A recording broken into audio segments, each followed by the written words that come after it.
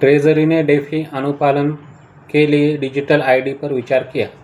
अमेरिकी ट्रेजरी विभाग डिजिटल परिसंपत्ति बाजार में अवैध वित्त का मुकाबला करने के लिए एक अभूतपूर्व समाधान तलाश रहा है। डेफी प्रोटोकॉल में डिजिटल पहचान सत्यापन को एम्बेड करना। यह कदम क्रिप्टो परिदृश्य को मौलिक रूप से नया आकार दे सकता है। हाल ही में जीनियस एक्ट से उत्पन्न एक सार्वजनिक परामर्श के हिस्से के रूप में इस पहल का उद्देश्य ब्लॉकचेन तकनीक के मूल में ही अनुपालन का निर्माण करना है। केंद्रीकृत बिचौलियों पर भरोसा करने के बजाय ट्रेजरी एक ऐसे मॉडल पर प्रतिक्रिया मांग रहा है जहां स्मार्ट अनुबंध लेनदेन निष्पादित करने से पहले उपयोगकर्ता के क्रेडेंशियल्स को स्वचालित रूप से सत्यापित करेंगे, जिससे KYC और एंटी मनी लॉन्ड्रिंग सुरक्षा को प्रभावी ढंग से एकीकृत किया जा सके। ट्रेजरी के समर्थकों का मानना है कि यह दृष्टिकोण क्रिप्टो फर्मों के लिए अनुपालन को सुव्यवस्थित कर सकता है और गोपनीयता सुरक्षा को बढ़ाते हुए परिचालन लागत को भी कम कर सकता है।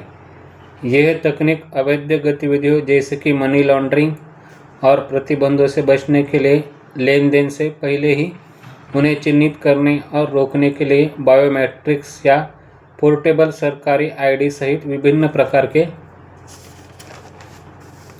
डिजिटल क्रेडेंशियल्स का उपयोग कर सकती है। इस प्रस्ताव में चुनौती की भी कमी नहीं है।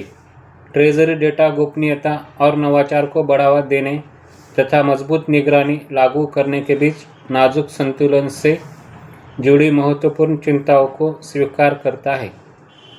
इस परामर्श के लिए सार्वजनिक टिप्पणी की अवधि 17 अक्टूबर 2025 तक खुली है, जिसके बाद ट्रेजरी कांग्रेस को एक रिपोर्ट प्रस्तुत करेगा, जिससे संभवतः नए नियम बन सकते हैं।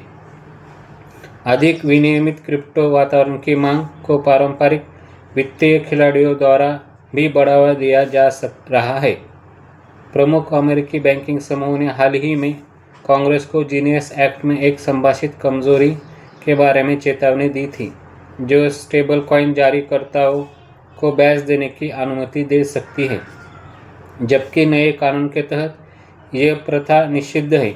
उन्होंने चेतावनी दी है कि इन ब्याजयुक्त परिसंपत्तियों की अनियंत्रित वृद्धि से पारंपरिक बैंक जमाओं से खरबों डॉलर बाहर निकल सकते हैं, जिससे क्रेडिट बाजारों को खतरा हो सकता है। ऐसी ही जानकारी के लिए हमारे चैनल के साथ बने रहिए। धन्यवाद।